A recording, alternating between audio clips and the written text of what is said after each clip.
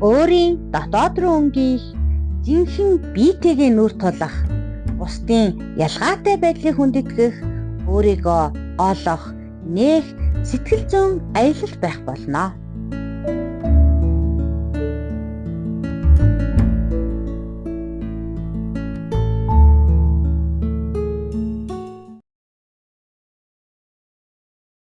За сайн байцгаана уу? Шинэ бүсэлгээрээ эргэн уулзж байгаадаа таатай байна. За тэгэхээр өнөөдөр бид нар темпераментийн онцлог шинжүүдийн талаар та бүхэнтэйгээ ярилцахаар бэлтлээ.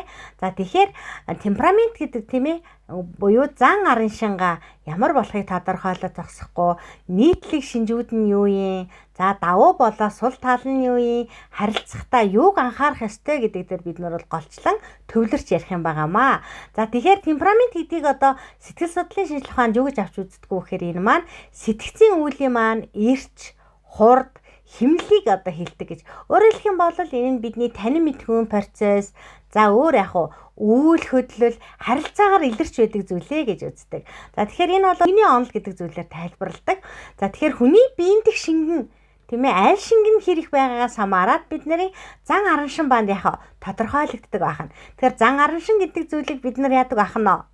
Төрхтөө авч төрдөг байх нь шүү дээ тийм ээ. Энэ бол төрөлхийн шин чанартай зүйл байх нь. За тэгэхээр энэ яадгүй гэхээр биед байгаа цус их байх юм бол тийм ээ. Биед маань цус их байх юм бол сангвиник зан аран шинтай хүн гэж үзэх нь. За тэгвэл цус их байх юм бол холерик зан аран шинтай хүн.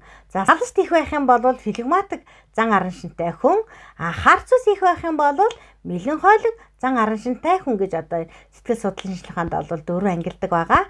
Сүүлийн үед бол та нар бас сонссон баг. Хүмүүс чиний MBTI чи юу вэ? E юу, A юу гэж. За зөвхөн энэ хоёр үсгэрээс л хамаг юм яг уншичдаг болсон тийм үү? Тэгэхээр энэ талаар бол бид нар сүүл дахиад өөр бичлэгээр бол дэлгэрэнгүй тайлбарлах болно. Өнөөдрийн бичлэгээр бол бид нар зөвхөн темперамент дээрээ төвлөрч ярилцах юм байгаамаа.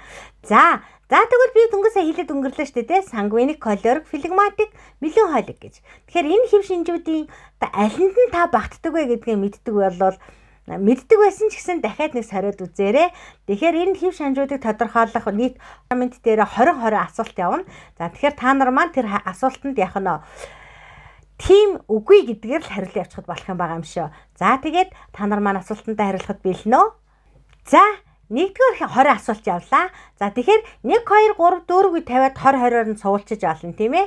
Тэгэхээр дөрвөн одоо төрлийн 20 асуулт буюу нийт 80 асуултыг би асуух нь та бүхнээс. Тэгээд хариултуудын яг нь тийм үгүй гэдгээрээ л тэмдэглэж авчихаараа өөртөө хамгийн хялбар байхаар. За нэгдүгээр одоо 20 асуулт явж байна. Нэгдүгээр асуулт: хөгжилтэй, баяр баясгалантай, чанга хөхөрдөг. За хэрвээ энийг та зөвшөөрч ивэл тийм гэж зөвшөөрөөгүй л үгүй гэж авчих нь гэсэн үг тийм. 2 эрч хүчтэй ажилсаг. 3 эхэлснээ дуусгахгүй орхих нь элбэг. 4 өөрийгөө хит үнэлдэг. 5 аливааг түргэн ойлгож тусгаж авдаг. 6 сониуч тогтвортой. 7 аливаад зов шаналх нь бага. 8 ямар ч нөхцөлд амархан дасан зохицдог. 9 шинэлэг ажилд дуртай. 10 сонирхолтой юмнасаа амархан хүндирч холддог. 11 нэг ажлаас нөгөөд амархан шилжиж зохицдог. 12 зохион байгуулах дуртай. 13 нийтэж урайлгахан нэрлэхэж имээдэггүй. За 14 тэсвэртэй, тууштай, ажиллах чадвар сайн. 15 нүүр гарны хөдөлгөөн оролцуулан түргэн чанга ярьдаг. За 16 бие барьж эзэмдэхтэй сайн. 17 цаваа сэрэглэн ааш зантай. 18 түргэн унтаж амархан сэрдэг. 19 эмэгцэгц муу юмыг яарч шийддэг. За сүүлийн асуулт 20 заримдаа өнгөц хийсвэр шийддэг. За эдгээр 20 асуултын хэдд нь та тийм хэдд нь үгүй гэж хариулснаа нэгтгэж яваарай. За 2 дахь 20 асуулт маань эхэлж байна. Уул нь асуулт болгоны ардаар тайлбар явуу ихээр дэндүү урт цаг орох гээд байгаа учраас асуултаа хурдхан уншичаад тийм ээ. Тэгээ тэр хооронд намайг бусад тайлбар хэлж явах хооронд та нар маань бас өөрийнхөө тухай яхаа мэдээд аваарай. За 2 дахь 20 асуулт маань 1 тогтворгүй байн хөдөлж гар хурууга оролддог. 2 огцом омогтой ууртай. 3 төвчээргүй бие барьж чаддаггүй. 4 шийдэмгий санаачлагтай. 5. Зөрүүд. 6. Маргаанд цэцэн дийлэх гэж оролддог. 7. Үй гинтийн үсрэнгүй байдлаар түргэн ажилдаг. 8. Нийн үгүй шулуун шудраг. 9. Аз турших дуртай. 10. Өсөрхөж уурлах нь олон. 11. Сэтгэлийн хөдөлгөөнтэй хэл яриа огцон түргэн. 12. Хэрүүлж зодоонч. 13. Бусдын дутагдлыг төвчж чаддаггүй. 14. Төрөмгийн дээрэнгүй захирангуй. 15. Гар нүүрний хөдөлгөөн их. 16. Түргэн бодож шийддэг. 17. Шин зүйлд удаан дасдаг. 18. Зорилгодоо тууштай хүрдэг. 19. Алхаа гიშгэ огцон түргэн. 20. Ааш цаан түргэн хувьсаж өөрчлөгддөг. За ингээд сүүлийн асуулт маань ааш цаан түргэн хувьсаж өөрчлөгддөг гэж туслаа тийм ээ. За эдгээр 20 асуултны танд хідэн таарч хідэн тарахгүй байна вэ? Дүгнэж аваарай. За дараагийн бүлэг 20 асуултаа асууя. За 1. Эмх цэгцтэй нэм бай. 2. Аливаад уул суурьтай ханддаг. 3. Болгоомж бодлоготой. 4. Хүлээцтэй. 5. Хоосон шалчих дургүй өгдөө цөөнтэй. 6. Сэтгэлийн хөдөлгөөн баг хэл яриа жигд тогтов. 7. Нүүр гарын хөдөлгөөн баг. 8. Удаан ойлгож сайн тогтоодог. 9. Ихэлснээ гүйцээдэг. 10. Хүч чадлаа дэмий өрдөггүй. 11. Хевсэн дэг журмаа хатуу мөрддөг. 12. Сэтгэлийн хөдөлгөөнөө барьж чаддаг. 13. Сайшаал шүүмжлэлд эмзэг. 14. Өөрийгөө дооглож шооглохыг тоодоггүй. 15. Сонирхол харьцаа тогтвортой. 16. Нэг үлээс нөгөө үйл рүү шилжихдээ удаан. 17. Хүн бүртээ жигд харьцдаг. 18. Шин нөхцөлд дасан зохицтой бэрхшээдэг. Амаргүй байдаг гэсэн үг байна тийм ээ. 19. Өвчин зовлонд тис бэрхтэй. 20. Өөр уцааргүй. За эдгээр 20 асуултын хэдэн танд тохирч байна вэ? За сүүлийн 20 асуулт эхэллээ. За 1. Бүрэг ичимхий. 2. Шин нөхцөлд сандарч твддэг. 3. Танихгүй хүнээс бишүүрхэж бэрхшээдэг. 4. Хүчиндээ итгэхгүй бэрхшээдэг. 5. Ганцаардлыг амархан давдаг. За энэ бол юу гэсэн үг вэ? Ганцаарддаггүй гэсэн үг. Ганцаараа байхдаа бол нэг хэцүү биш гэсэн үг тийм ээ. 6. Амжилтгүй зүйлд амархан гутарч сэтгэлээр ундаг. 7. Бодлого шүч гүйрэх дуртай. 8. Амархан ядардаг. 9. Хэл яриа сул зөөлөн. 10. Ярьж буй хүнийхээ зан төлөвт зохицдог. 11. Өөрөвч эмзэг уян сэтгэлтэй. 12. Сайшаал шүүмжлэлд мэдрэмтгий. 13. Өөртөө болон бусдад өндөр шаардлага тавьдаг. 14. Хардаж сэрдэх талтай. 15. Өвчин зовлонд эмзэг. 16. Хит гомдомтой. 17. Бодол саналаа бусдаа хуваалцдаггүй нийтж биш. 18. Итгэх санаачлах багтай. 19. Дуулууртай хүлцэнгүү. За сүүлийн асуулт 20. Бусдаар туслуулж өрөвдүүлэх дуртай. За эдгээр дөрвөн бүлэг 20 асуултанд та өөрийнхөө оноог шалгаад үзээрэй. Тэгэхээр танд хэд хэдэн оноо авсан байна. Бөхөр хүн болгонд энэ дөрвөн хэв шинжээс дөрвөлнгээс нь байгаа. Жохом харин аль нь их оноотой вэ гэдгээс бид нарын зан арга шиг тодорхойлох болно. За нэг төрлийн асуулт байна тийм ээ. Нэг төрлийн 20 асуултанд 16-аас дээш тийм гэж хариулвал тэр таны зан аран шин байх болох нэ. За эхний бүлэг асуулт маань байсан тийм ээ. Хөгжилтэй баяр баясгалантай гэд. Эдгээр асуултуудад та 16-аас дээш оноо авсан бол та сангвиник зан аран шинтэй хүн байх нэ. За хоёрдугаар бүлэг асуулт маань юу гэлээ? Тогтворгүй байнг хөдөлж гар хуруунд оролддог гэж хэлж ирсэн тийм ээ. За энэ хоёр дахь бүлгийн 20 асуултаас та 16-аас дээш тийм гэж хариулсан байх юм бол та холиорик зан араншинтай хүн байх нь. 3 дугаар бүлэг асуултанд 16-аас дээш оноо авсан байх юм бол та флегматик зан араншинтай хүн байх нь. 4 дугаар бүлэг асуултанд маань 16-аас дээш оноо авсан байх юм бол та мэлэн хойлог зан араншинтай хүн байх нэ гэж. Таны нэрлсэн 4 зан араншингийн талаар илүү дэлгэрүүлж наривчлж судлаа бүгдээрээ. Тэгэхээр 1-р бүлэг асуултанд маань 16-аас дээш оноо авсан хүн бол та сангвиник гэсэн тийм ээ. Тэгэхээр сангвиник зан араншинтай хүмүүс маань ямар байдаг вэ гэхээр сэргэлэн авхаалчтай хүмүүс байдаг байх нь амьдралын баяр баясгалантай, чанга ярьдаг, нийтж идэвхтэй, заримдаа хөнгөмсөг, олон зүйлд самгардах талтай гэх. Юм руу өссөн нөхдүүд байна тийм ээ. За, үйл ажиллагааны талаасаа маш хөгжилтэй сэргэлэн зам байдлыг төрүүлж байдаг. Өөдрөг алиа хошин бүх юм сайхан болно гэж найддаг. Амархан уурлах боловч дороо мартдаг. Сонирхолтой ярилцаж байхын хамт хүн бүртээ нөхөрлөж чаддаг. За, энэ төрлийн хүн бол яах нь? Сангвиник зан араншинтай хүн байх нь тийм ээ. Сангвиник зан араншинтай хүмүүсийн харилцаанд илэрх нийтлэг шинж. Чанга тас хөөхрөн, тогтворгүй хөдөлгөөнтэй, хөнгөмсөг мартамхай төрлийн хүмүүс байдаг байх нь. За дараа нь яриаг явт дунд нь түргэн хүлээн аавна, ойлгоно. Тэгээд өгөөмөр, хариу үйлдэл нь түргэн шалмаг, хүмүүстэй амархан танилцаж нөхөрлөж чадна, хэрэг дуртай, ярихдаа гарын хөдөлгөөн ихтэй. За тэгэхээр та нарт хэн харагдчихэ? Сангвиник зан араншинтай хүн яг таны өдөөс хараад байж гэн. За би бол өөрөө яах нь сангвиник төрлийн хүн байх нь. Миний одоо зан араншин бол сангвиник байх нэ. Талуудаас нь нэрлвэл амлсан шигээ амархан мартна. За мартамхай ихсэн шүү дээ тийм ээ. Хэлсэн үгнээсээ хэдий ч хамаагүй буцна. Үсчиж явдаг учраас энэ шүү дээ тийм ээ. Олон тиймрээ үсчин гэсэн. За зарим зүйлийг огт хайхрахгүй өнгөрдөг.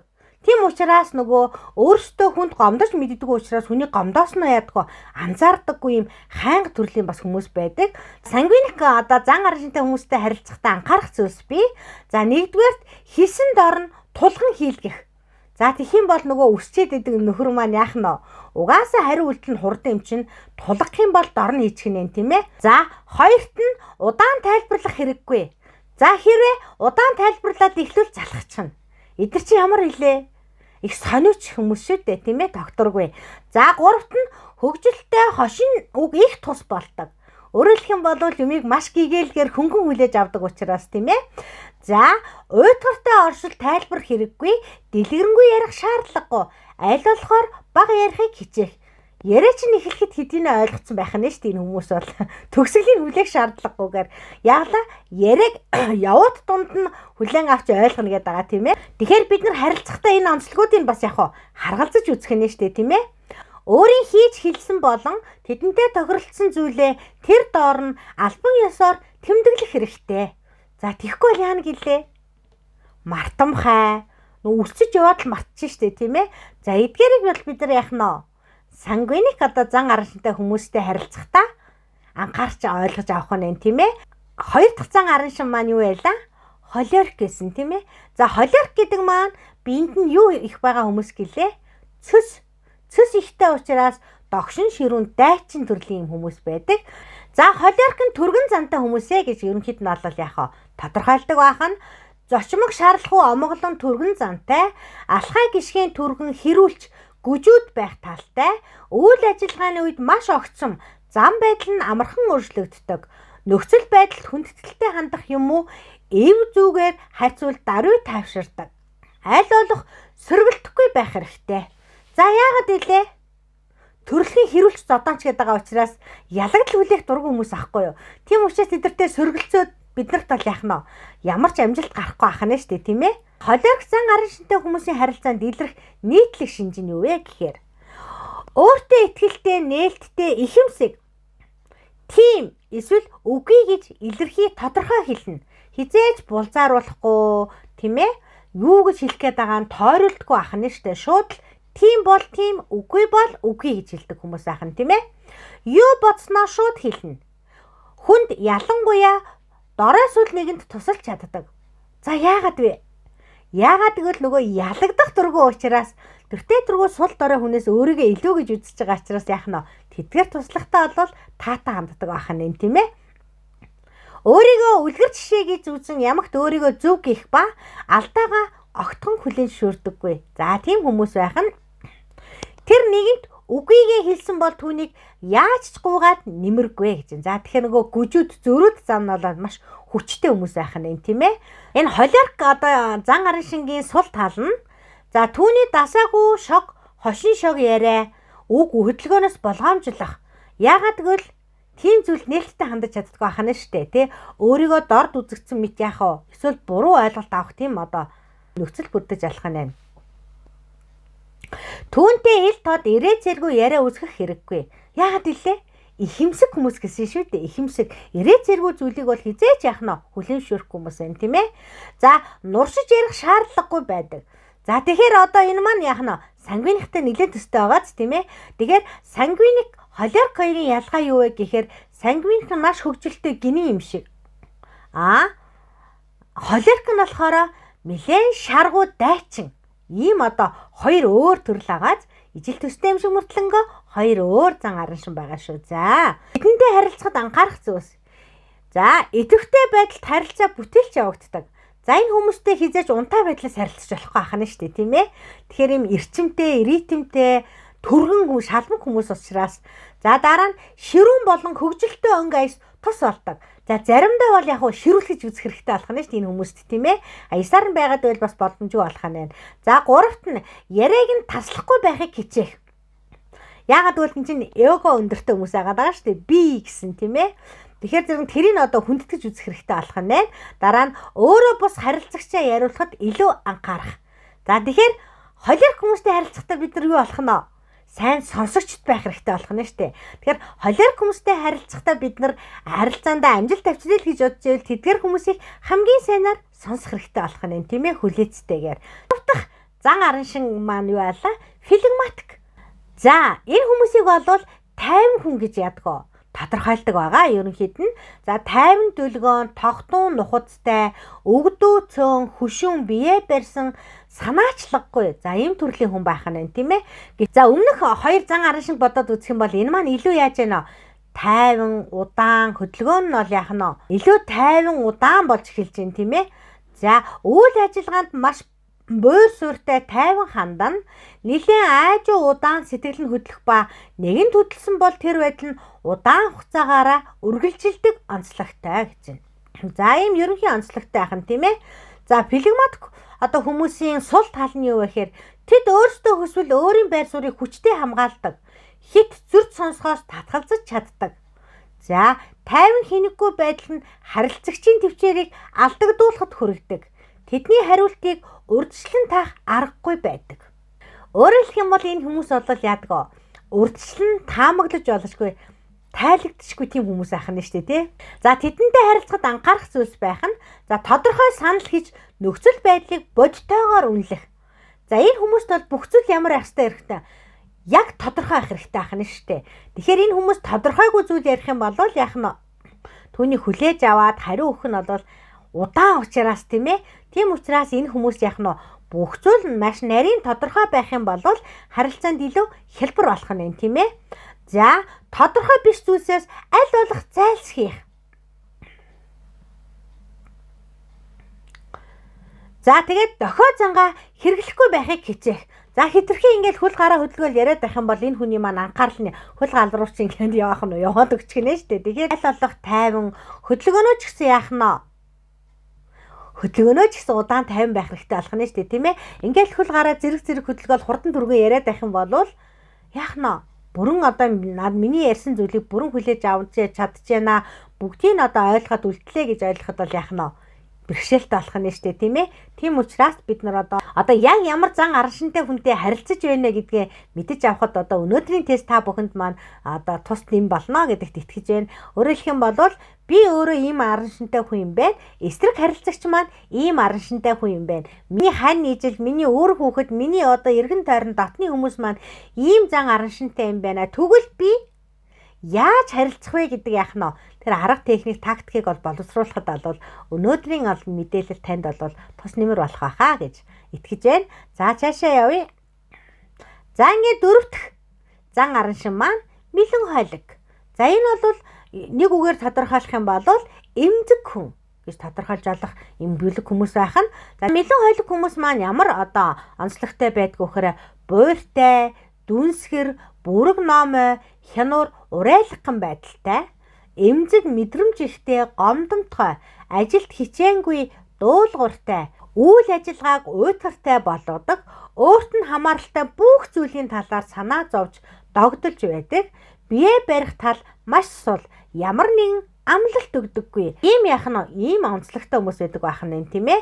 Мэлэн хойлог зан араншинтай хүмүүсийн харилцаанд илэрх нийтлэг шинж гэвэл мэдрэмтгий, эвдүүтэй, зөн совин сайн хөгжсөн, өрөвчхөн, дуулууртай, хууль дүрм сайн биелүүлдэг, хариуцлагатай байх нь элбэг, ярих үедээ зөөлөн, бие барьсан байдаг, харилцаанд тайван, дүлгөөн, дохио зонгаа бараг хэрэгэлдэггүй, хэрэгэлсэн ч идэхгүй сул байдаа гэж байна. За тэгэхээр ийм хүмүүсийг бид нар танихад их амархан болчихлоо шүү дээ, тийм үү? Тэгэхээр одоо энэ дөрвөн зан араншингийнхаа тийм ээ бид нар нийтлэг шинжүүдийг мэдэж авснараа эсрэг талын чинь хүн хинбэ гэдгийг яах нь мэдээд авчлаа, судлаад авчлаа. Амьдралын ч бэ, ажлын ч харилцаанд яах нь тухайн харилцааг удирдах гартаа яах нь оруулж чадах нь шүү дээ, тийм ээ. Тэгэхээр харилцаанд бид нар яах нь зэвсэгтэй болчлаа гэсэн үг тийм ээ, нууц зэвсэгтэй.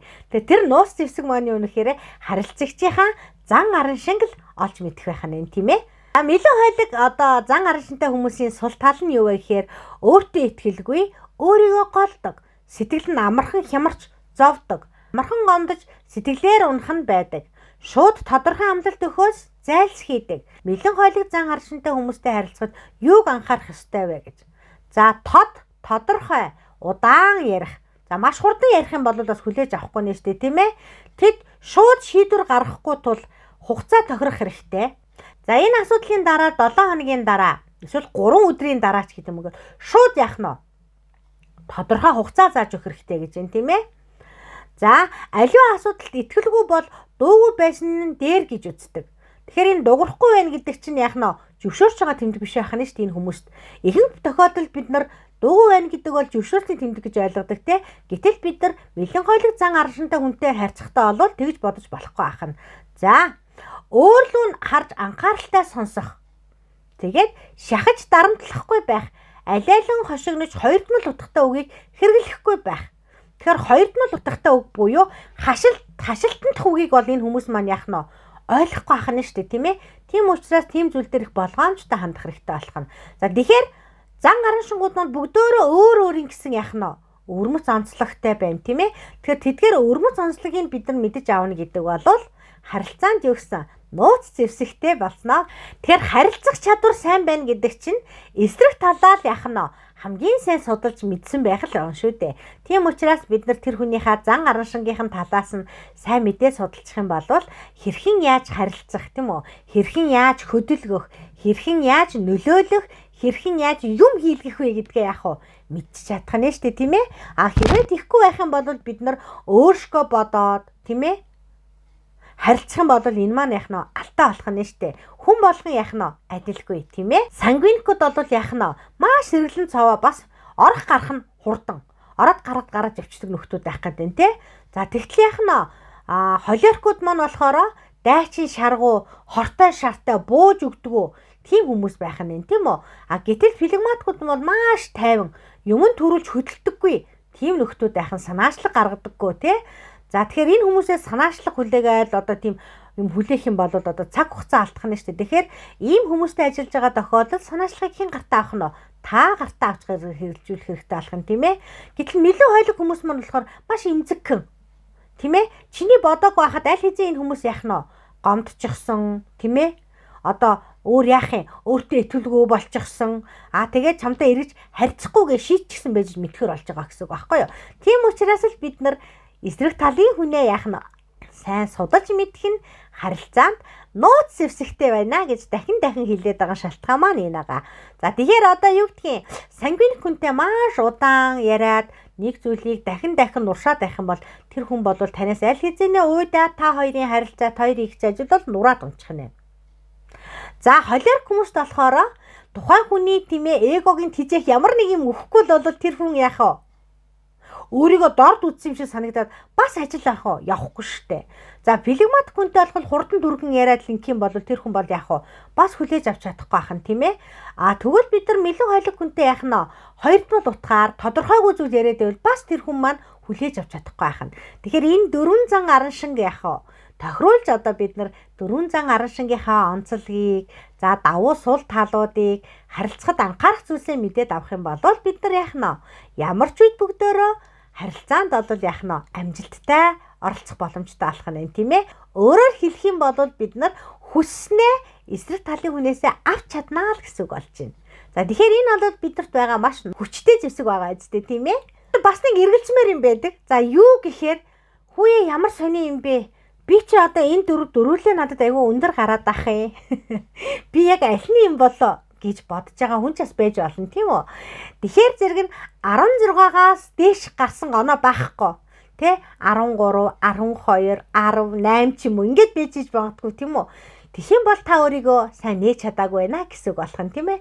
Тэгэхээр бид нарт яах нь 2-аараа 16 болно, 3-аараа 16 болно гэсэн ойлголт байхгүй. Тэгэхээр бидэрт аль нэг нь л онцгойч 16 олно гэдгийг л сайн ойлгох хэрэгтэй. Тэгэхээр хэрвээ та үнэхээр одоо өөрийгөө 16 хүртэл одоо үнэлж чадаагүй байвал та өөрийгөө бүрэн нээгээгүй, ойлгоогүй, мэдээгүй байна л гэсэн үг байна тийм ээ. Тэгэхээр илүү өөрлөгөө яах нь өнгийж харах шаардлагатай болчихжээ гэдгийг бол ойлгох хэрэгтэй. За тэрнээс гадна одоо нэлээд холимог байгаа. Тэгэхээр энэ дөрвөн зүйлийг одоо би хэдий сангвиник зан аран шинтэй хүн гэлээч гэсэн надад энэ дөрвөөс дөрвөлнгээс нь ядгаа байдаг. Гэхдээ дөрвөлнгээсээ байдаг ч гэсэн сангвиник нь бол 16-аас илүү учраас л би өөрийгөө юу гэж байна вэ? Сангвиник зан аран шинтэй хүн гэж тодорхойлоод байна гэсэн үг. За ингээд өөрсдөө тодорхойлоод, эргэн тойронд хүмүүсээ тодорхойлоод, тэгээд тэдэнтэйгээ харилцах арга ивээ олж чадна гэдэгт бол итгэж байна. За өнөөдрийн бичлэгээ энэ хүргээд өндөрлөж байна. Тэгэхээр дараагийн бичлэгээр дахин уулзтлаа. Түр баяртай.